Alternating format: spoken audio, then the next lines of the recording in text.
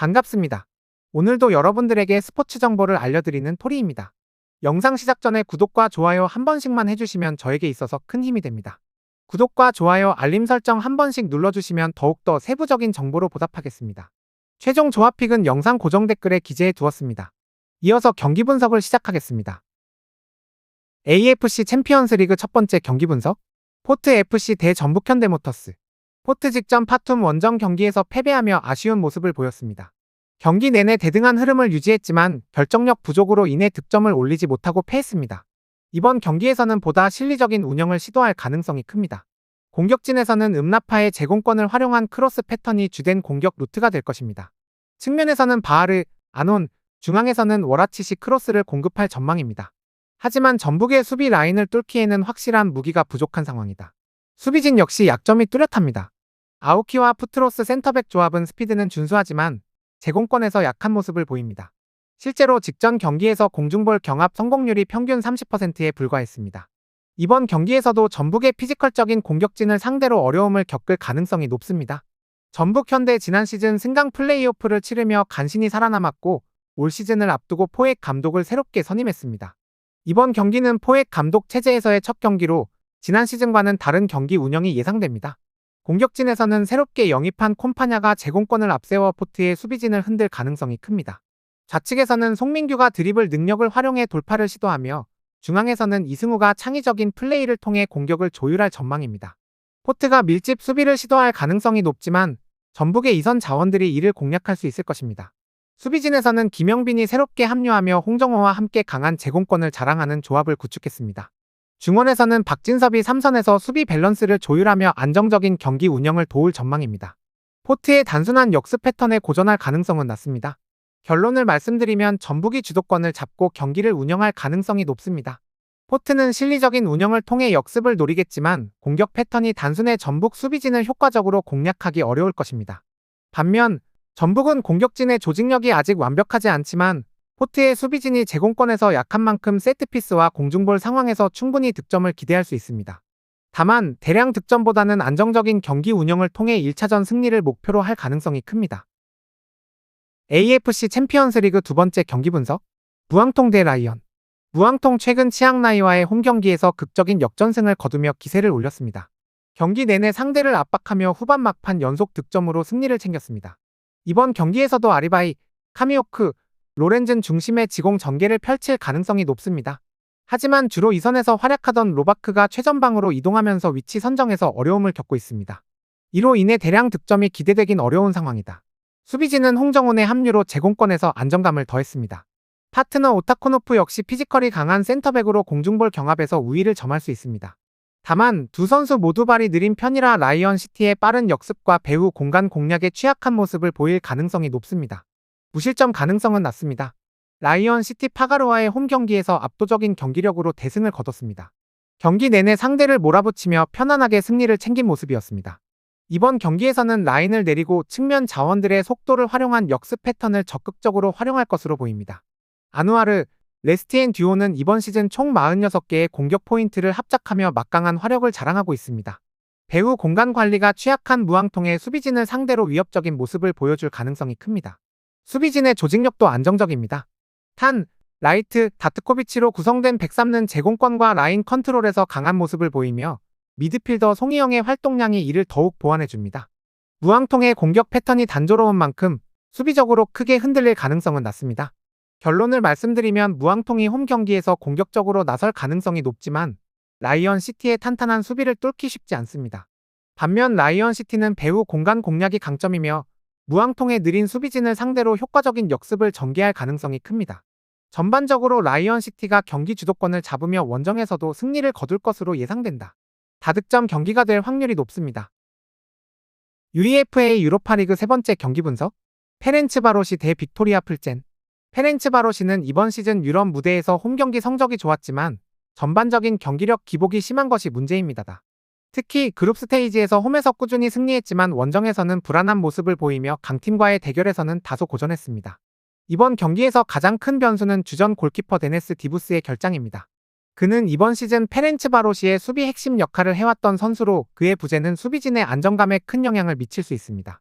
그 자리를 아담 바르가가 대체할 예정이지만 경험 부족으로 인해 결정적인 순간에서 불안한 모습을 보일 가능성이 있습니다. 공격에서는 바르나바스 바르가가 여전히 핵심적인 역할을 맡을 것입니다. 그는 이번 시즌 유럽 대항전에서 7골을 기록하며 현재 대회 공동 득점 선두에 올라 있으며 리그에서도 꾸준한 득점력을 보여주고 있습니다. 측면에서는 아다마 트라오레와 모하메드 알리 벤 롬다네가 지원하며 공격 전개를 도울 예정입니다.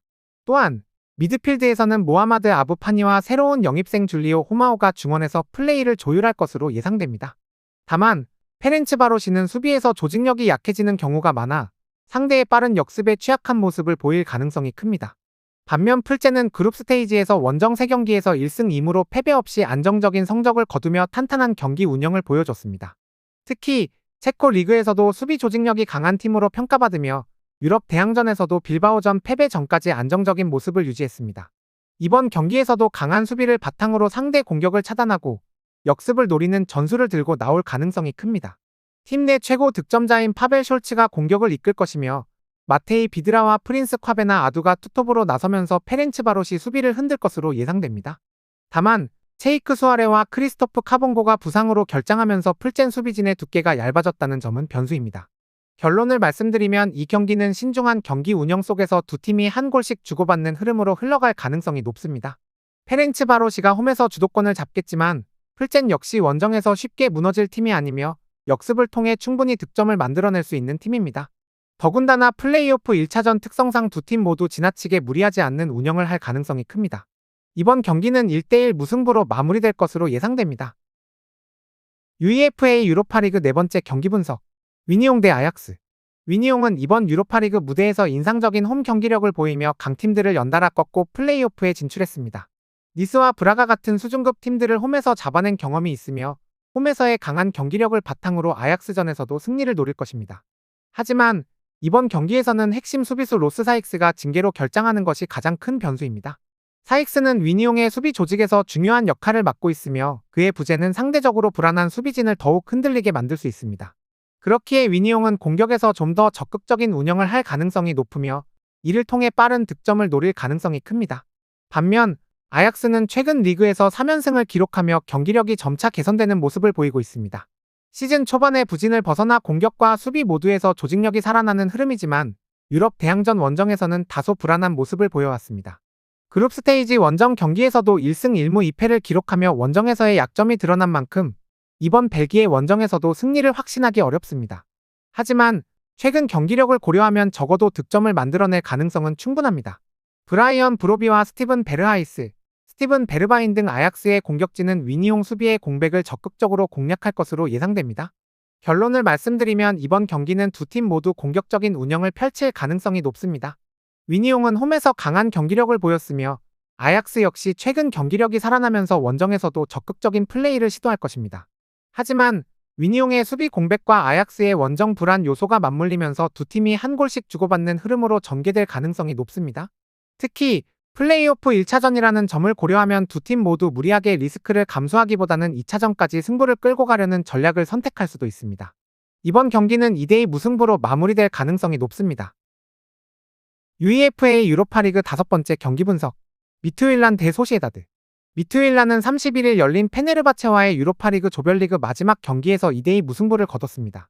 조별리그 3승 2무 3패 승점 11점을 기록한 미트윌란은 21호 플레이오프에 진출했습니다. 이날 미트윌란은 경기 막판 터진 가브리엘의 동점골로 간신히 승점 1점을 챙겼습니다. 27분 코너킥 상황에서 디아오의 득점이 터지면서 앞서갔지만 엔네시리와 제코에게 연속으로 실점을 내줬다.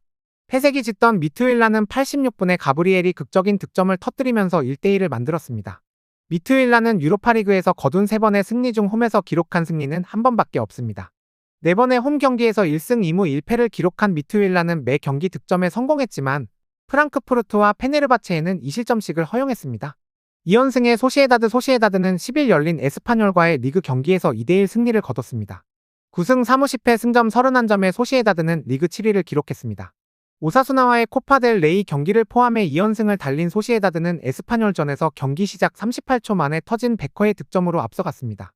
이후 53분에 푸아도에게 동점골을 내줬지만 84분에 멘데스의 득점이 터지면서 승리를 거뒀습니다. 유로파리그 조별리그에서는 4승 1무 3패를 기록해 승점 13점으로 13위에 오른 소시에다드는 홈에서는 3승 1패, 3경기 연속 무실점 승리를 거뒀지만 원정에서는 최근 2연패를 당하면서 16강에 다이렉트로 진출하지 못했습니다. 결론을 말씀드리면 미투일라는 최근 공식전 10경기에서 3승 1무 6패로 부진하고 있습니다. 다만 대부분의 패배가 원정에서 당한 것이었고 홈에서는 올 시즌을 통틀어 3패밖에 당하지 않았습니다. 소시에다는 바렌네체아, 오스카르손이 유로파리그에서 각각 3골을 기록하면서 팀 내 득점 리드를 달리고 있습니다. 오야르사발도 최근 부진하고 있긴 하지만 리그 4골, 유로파리그 2골을 기록했습니다. 두 팀은 이번 플레이오프에서 첫 맞대결을 펼칩니다. 이번 경기는 소시에다드의 승리가 예상됩니다. 다음 경기 분석에 앞서 여러분들에게 조금이나마 도움이 되고 빠르게 정보를 받아보실 수 있는 곳을 마련해 두었습니다. 저의 영상의 하단 댓글을 확인해보시면 카카오톡 링크가 있습니다. 클릭 후 손쉽게 입장이 가능합니다. 입장하실 때 코드와 같이 기재되어 있으니 참고 바랍니다. 누구나 참여 가능하고 100% 무료로 운영하고 있습니다. 돈을 주고 유료 정보를 이용하시는 것보다 저희 멤버방에서 유료 정보와 똑같은 분석 정보를 받아보실 수 있습니다. 저희 멤버방에서 제공되는 정보들과 스포츠를 좋아하고 즐길 수 있는 멤버방으로 참여하시길 바랍니다. 함께 떠들고 즐겁게 배팅 라이프를 즐기셨으면 좋겠습니다. 무조건 당첨은 장담해드릴 수 없지만 당첨될 확률을 극대화하실 수 있습니다. 이어서 경기 분석하도록 하겠습니다. UEFA 컨퍼런스 리그 6번째 경기 분석. 헨트 대 레알 베티스. 홈 어웨이 방식으로 진행되는 컨퍼런스 리그 플레이오프 1차전입니다. 헨트는 유럽 대항전에서 홈에서 강한 면모를 꾸준히 보여왔으며 이번 경기에서도 홈 이점을 살려 유리한 흐름을 가져가려 할 것입니다. 하지만 베티스의 최근 경기력을 고려했을 때 헨트가 홈 승리를 장담하기는 어려워 보입니다. 베티스는 시즌 초반 원정 경기에서 부진했지만 이스코로 셀소 안토니 삼각편대가 구성된 이후 공격력이 한층 살아나면서 최근에는 원정에서도 좋은 모습을 보이고 있습니다. 특히 이스코가 중원에서 경기 조율 능력을 발휘하며 득점 기회를 창출하고 있고 로 셀소와 안토니의 측면 플레이도 위협적입니다. 헨트가 수비적으로 나설 가능성이 높지만 베티스의 최근 득점력을 감안하면 무실점으로 막아내기는 쉽지 않을 것입니다. 결론을 말씀드리면 헨트가 홈에서 공격적으로 나설 경우 베티스의 빠른 전환 플레이에 쉽게 노출될 수 있으며 베티스의 공격진이 이를 효과적으로 활용할 가능성이 큽니다. 헨트가 한 골 정도는 따라붙을 수 있겠지만 베티스가 결국 원정에서 2대1로 승리를 거두며 유리한 흐름을 가져갈 것으로 예상됩니다. UEFA 유로파리그 7번째 경기 분석. FC 포르투 대 AS 로마. 홈 어웨이 방식으로 진행되는 유로파리그 플레이오프 1차전입니다. 포르투는 최근 경기력의 기복을 보이며 리그에서도 선두 경쟁에서 밀려난 상황이고 새 감독 체제에 적응하는 과정에서 다소 불안한 모습을 보이고 있습니다. 로마는 세리에A에서 8경기 연속 무패를 기록하며 확실한 반등을 이루고 있지만 여전히 원정 경기에서의 불안 요소를 완전히 해소하지 못한 상태입니다. 포르투는 홈에서 강한 면모를 보이지만 최근 수비에서 조직력이 흔들리고 있어 안정적인 경기 운영이 쉽지 않을 가능성이 높습니다. 특히 공격진에서도 득점력이 기대만큼 나오지 않으며 중요한 경기에서 결정력을 발휘하지 못하는 경향이 있습니다. 반면 로마는 세리에A에서의 상승세를 유로파리그에서도 이어가려 하지만 원정 경기에서는 수비에서의 집중력 저하로 인해 예상보다 고전할 가능성이 큽니다. 또한 포르투 원정은 유럽 대항전에서 항상 쉽지 않은 일정이었기에 로마 입장에서도 승점 확보에 대한 부담이 존재합니다. 결론을 말씀드리면 이러한 상황을 고려했을 때 두 팀 모두 조심스러운 경기 운영을 할 가능성이 높고 공격적으로 나서기보다는 실점을 최소화하는 데 집중할 가능성이 큽니다. 로마가 최근 경기력에서는 앞서 있지만 원정 경기라는 점과 포르투의 홈 강점을 감안하면 팽팽한 균형이 이어질 가능성이 높습니다. 결국 두 팀이 한 골씩 주고받으며 1대1 무승부로 1차전을 마무리할 것으로 예상됩니다. UEFA 컨퍼런스 리그 8번째 경기 분석. 코펜하겐 대 하이덴하임. 홈 어웨이 방식으로 열리는 컨퍼런스 리그 플레이오프 1차전입니다. 코펜하겐은 현재 리그 휴식기인 만큼 실전 감각이 다소 떨어질 가능성이 있습니다. 최근 5경기 모두 친선 경기로 치러졌고 경기력이 완전히 검증된 상황은 아닙니다. 그러나 홈에서만큼은 강한 면모를 보이며 유럽 대항전에서도 꾸준한 경쟁력을 유지하고 있는 팀입니다. 특히 유럽 대항전에서 덴마크 팀 특유의 조직적인 수비와 빠른 역습을 활용해 좋은 성과를 거둔 경험이 많습니다. 반면 하이덴하임은 독일 분데스리가에서 4연패를 기록하며 부진한 흐름을 이어가고 있습니다. 리그에서는 수비 조직력이 흔들리면서 실점이 많아졌고 공격에서도 확실한 해결책을 찾지 못하고 있습니다. 컨퍼런스 리그 그룹 스테이지 막판에도 경기력이 점차 떨어지는 모습을 보였으며 유럽 원정에서 신뢰도가 높지 않은 팀입니다. 이러한 상황에서 유럽 경험이 풍부한 코펜하겐을 상대로 원정에서 반등을 기대하기는 어려워 보입니다. 결론을 말씀드리면 코펜하겐은 실전 감각 문제로 인해 경기 초반에는 다소 고전할 수도 있지만 홈 이점을 적극 활용하며 경기의 주도권을 잡을 것으로 예상됩니다. 하이덴하임이 최근 경기력 부진에서 벗어나지 못하고 있는 만큼 덴마크 원정에서 어려움을 겪을 가능성이 높습니다. 결국 코펜하겐이 탄탄한 수비와 효과적인 역습을 통해 2대0 승리를 거두며 2차전을 보다 유리한 상황에서 맞이할 것으로 예상됩니다. UEFA 컨퍼런스 리그 9번째 경기 분석. 코펜하겐 대 하이덴하임. 홈어웨이 방식으로 열리는 컨퍼런스 리그 플레이오프 1차전입니다. 코펜하겐은 현재 리그 휴식기인 만큼 실전 감각이 다소 떨어질 가능성이 있습니다. 최근 5경기 모두 친선 경기로 치러졌고 경기력이 완전히 검증된 상황은 아닙니다. 그러나 홈에서만큼은 강한 면모를 보이며 유럽 대항전에서도 꾸준한 경쟁력을 유지하고 있는 팀입니다. 특히 유럽 대항전에서 덴마크 팀 특유의 조직적인 수비와 빠른 역습을 활용해 좋은 성과를 거둔 경험이 많습니다.